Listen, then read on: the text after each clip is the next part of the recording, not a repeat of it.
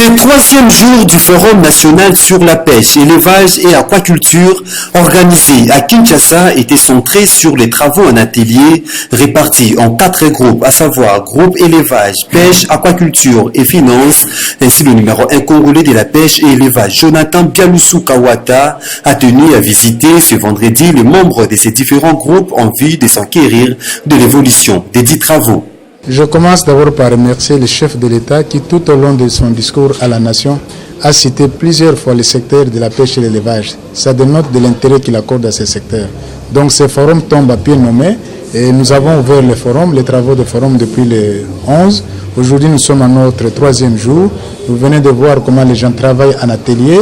Donc c'est un travail qui se fait de manière professionnelle et scientifique et dont les Congolais attendent d'ici beaucoup de résultats pour développer ce secteur-là de la pêche et l'élevage, qui est un secteur clé pour le développement socio-économique de notre pays. Nous attendons de ce forum des décisions, disons des propositions, des recommandations qui vont constituer une feuille de route pour notre gouvernement et pour mon ministère, de manière à pousser ce secteur qui me tient à cœur, puisque le Congolais a besoin de voir le poisson frais, la viande fraîche dans son assiette.